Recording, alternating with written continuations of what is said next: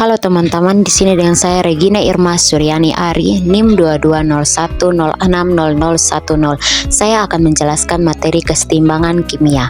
Materi-materi apa saja yang saya jelaskan, yaitu larutan ideal, termodinamika pencampuran larutan ideal dan hukum Henry, hukum distribusi Nernst, dan sifat koligatif larutan. Oke, kita masuk ke dalam pembahasan. Oke teman-teman, yang pertama itu larutan ideal. Larutan ideal dengan zat terlarut ionik didefinisikan sebagai larutan yang ion-ionnya dalam larutan bergerak bebas satu sama lain dan baku tarik hanya terjadi dengan molekul pelarutnya. Untuk larutan ionik sangat encer dapat dikategorikan mendekati perilaku ideal, sebab ion-ion dalam larutan itu saling berjauhan, akibatnya interaksi elektrostatisnya lemah. Baik teman-teman, pada larutan ideal dengan zat terlarut molekuler, gaya interaksi antara semua partikel pelarut dan terlarut itu setara. Dengan kata lain, dalam larutan ideal misalnya ini zat A dan zat B, gaya antar partikelnya contohnya AA, AB atau BB adalah sama, di mana benzen dan toluen itu memiliki gaya interaksi mendekati sama, sehingga jika dicampurkan itu dia termasuk dalam gas ideal. Baik teman-teman, di sini ditampilkan rumus larutan ideal. Di sini terlihat bahwa untuk rumus larutan idealnya itu tuh bisa kita lihat dari persamaan digabungkannya potensial kimia dalam fase uap dan potensial kimia dalam fase cair. Jadi digabungkan itu maka potensial kimianya itu adalah mu A liquid sama dengan mu derajat A tambah RT ln PA per P derajat A. Oke teman-teman, untuk persamaan larutan ideal itu ada juga pada persamaan Francis Rule, di mana PA per P derajat A dikalikan AXA. Jadi untuk ini rumus potensial kimianya itu mu A liquid sama dengan mu derajat A liquid tambah RT ln XA. Rumusnya sama dengan rumus yang sebelumnya, yaitu penggabungan antara fase cair dan fase uap. Baik teman-teman, sekarang kita masuk ke dalam contoh, yaitu di sini bunyi pertanyaannya, manakah di antara zat berikut yang mendekati sifat larutan ideal? Yang A itu C6H6 dan CH3OH, yang B itu CH4 dan CH3CH3. Oke, kita masuk ke dalam penjelasannya ya. Larutan yang bersifat ideal memiliki interaksi pelarut-pelarut sama dengan gaya interaksi pelarut-telarut sama dengan gaya interaksi terlarut-telarut. Oke, pada campuran CH3OH dan C6H6 terdapat perbedaan gaya interaksi akibat perbedaan polaritas masing-masing komponennya, di mana CH3OH cenderung bersifat polar sedangkan C6H6 cenderung bersifat nonpolar. Dengan demikian cairan tersebut tidak bersifat ideal karena memiliki sifat yang berbeda.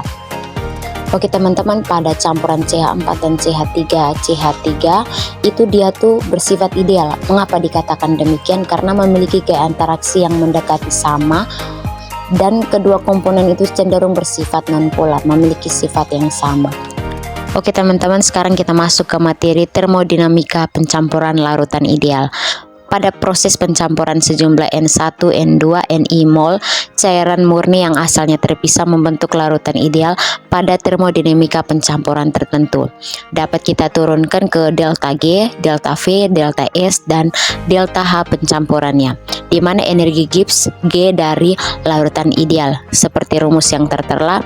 Oke, selanjutnya itu sementara untuk energi Gibbs itu komponen-komponennya sebelum dicampurkan pada termodinamika pencampuran tetap adalah, untuk rumusnya itu G mix sama dengan sigma I Ni Gi sama dengan sigma Ni mu I termodinamika pencampuran sama dengan G kurang G mix sama dengan RT sigma I Ni ln Xi. Jadi untuk termodinamika pencampuran larutan ideal ini adanya energi Gibbs pada komponen-komponen yang ada dalam larutan ideal.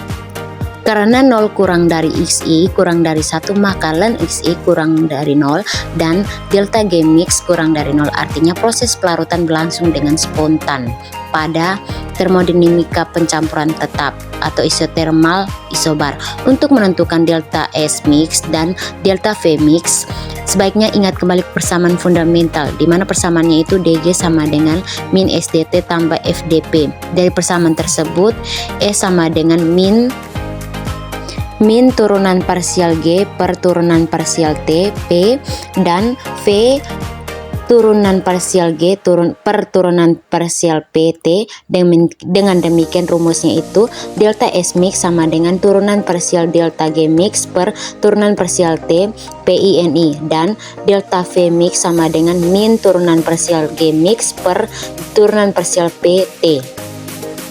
Jadi untuk menentukan delta V mx dan delta H mix itu kita dapat menggunakan yang ada. Jadi untuk ini proses pencampurannya itu untuk larutan ideal terlihat bahwa delta G mix itu bergantung pada T dan fraksi mol tetapi tidak bergantung pada P. Oleh karena itu turunan parsial delta G mix per turunan parsial P itu TINI berharga 0, sehingga itu delta V mix itu sama dengan 0. Jadi proses pembentukan larutan ideal itu dari komponen-komponennya itu tidak terjadi perubahan volume. Hal ini dapat dipahami mengingat bahwa larutan ideal selain interaksi antar molekulnya sesama, volumenya juga sama, sehingga ketika dicampurkan tidak ada perubahan volumenya. Kita masuk ke hukum Henry, di mana untuk bunyi hukum Henry ini pada suhu konstan jumlah gas yang diberikan yang larut dalam suatu jenis dan volume cairan tertentu berbanding lurus dengan tekanan parsial gas yang dalam kesetimbangan dengan cairan itu. Tekanan uap parsial suatu zat terlarut di dalam larutan encer sebanding secara proporsional dengan fraksi molnya, di mana ditampilkan grafik hukum Henry-nya. Bisa kawan-kawan lihat di slide. Oke, untuk larutan ideal encer ini berkaitan dengan hukum Henry, di mana untuk rumusnya itu PB sama dengan XB KB, di mana untuk KB-nya itu konstanta dalam dimensi tekanan. Jadi teman-teman bisa lihat di dalam grafik itu ada larutan ideal berhubungan dengan hukum Henry dan larutan ideal pada hukum Raoult. Oke, selanjutnya pembuktian hukum Henry, di mana untuk rumusnya itu PB sama dengan XB kali KB, di mana untuk Y sama dengan MX tambah C, dan dibuatlah grafik PB versus XB dan adanya slope yaitu sama dengan KB. Aplikasi hukum Henry, di mana untuk penentuan kelarutan gas pada T tertentu, respirasi pada PA abnormal. Contoh aplikasi hukum Henry itu pada saat kita menyelam, mendaki gunung. Oke, selanjutnya itu kita masuk ke hukum distribusi Nernst. Untuk dua pelarut yang tidak saling melarutkan seperti air dan karbon tetraklorida, ketika dicampurkan akan terbentuk dua fasa yang terpisah. Jika ke dalamnya ditambahkan zat terlarut yang dapat larut di kedua fasa tersebut seperti iodium yang dapat larut dalam air dan CC14, maka zat larut akan terdistribusi di kedua pelarut yang berbeda fasa tersebut sampai tercapai keadaan kesetimbangan. Jika kedua larutan encer ideal, maka mu I sama dengan mu derajat I tambah RT ln XI, sehingga saat kesetimbangan mu derajat 1 tambah RT ln X1 sama dengan mu derajat 2 tambah RT ln X2, dan RT ln X2 per X1 sama dengan mu derajat 1 dikurang mu derajat 2. Karena mu derajat 1 dan mu derajat 2 itu tidak bergantung pada komposisi, maka pada T tetap untuk X2 per X1 sama dengan nilai K. Jadi untuk K itu adalah koefisien distribusi atau koefisien partisi yang harganya tidak bergantung pada konsentrasi zat terlarut pada T yang sama. Jika larutan sangat encer, maka fraksi mol sebanding dengan kemolaran atau kemolaran, sehingga K pertama itu sama dengan M2 per M1 dan K kedua itu C2 per C1. Dengan K pertama dan K kedua itu tidak bergantung pada konsentrasi di kedua fasa. Persamaan 1.32 itu pertama kali dikemukakan oleh Nernst, sehingga persamaan tersebut dikenal sebagai hukum distribusi Nernst. Perlu diingat bahwa hukum ini hanya berlaku bagi spesies molekul yang sama di kedua larutan. Oke teman-teman, kita masuk ke materi yang terakhir, yaitu sifat koligatif larutan. Sifat koligatif larutan adalah sifat larutan yang tidak bergantung kepada jenis zat terlarut, tetapi hanya bergantung kepada konsentrasi partikel zat larutnya. Sifat koligatif larutan terdiri atas dua jenis, yaitu sifat koligatif larutan elektrolit dan sifat koligatif larutan non-elektrolit. Untuk sifat koligatif larutan ini terdiri atas 4 sifat, meliputi penurunan tekanan uap, kenaikan titik didih, penurunan titik beku, dan tekanan osmotik.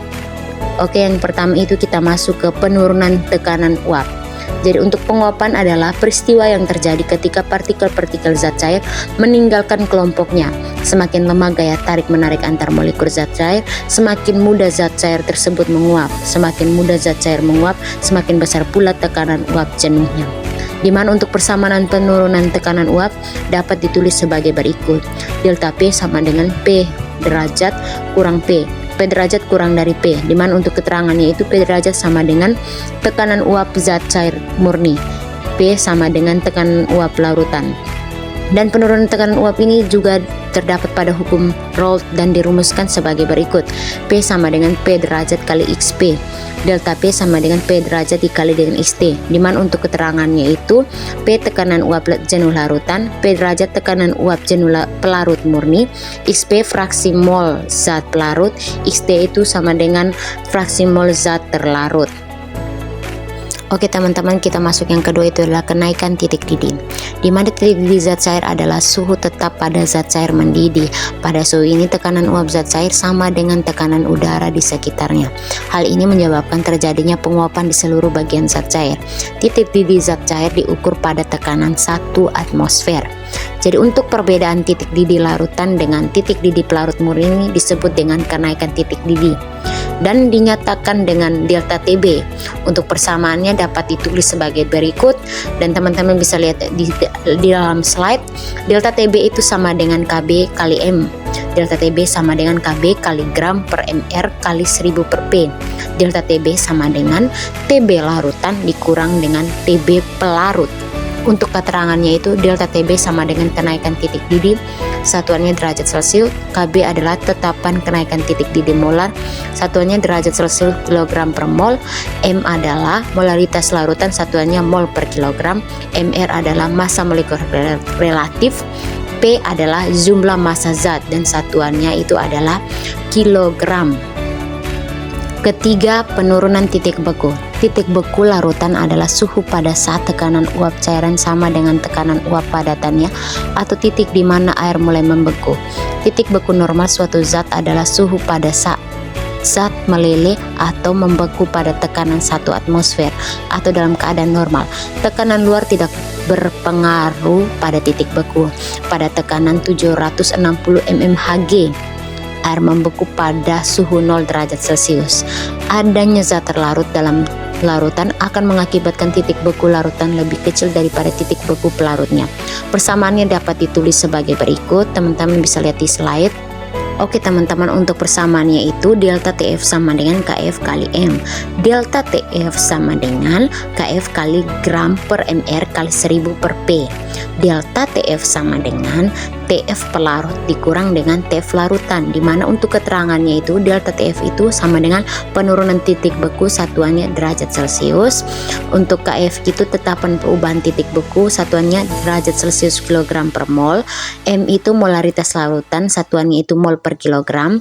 Mr adalah massa molekul relatif, dan P itu adalah jumlah massa zat dan satuannya itu adalah kilogram. Oke teman-teman, yang berikutnya itu adalah tekanan osmotik.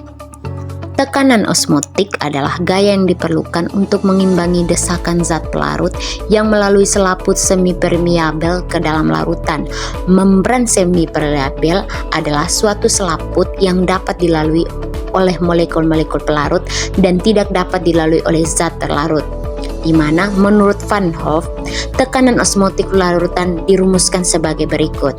Pi sama dengan M kali R kali T. Untuk keterangannya itu Pi sama dengan tekanan osmotif, M itu molaritas larutan, R itu tetapan gas yaitu nilainya 0,082, T-nya itu adalah suhu mutlak.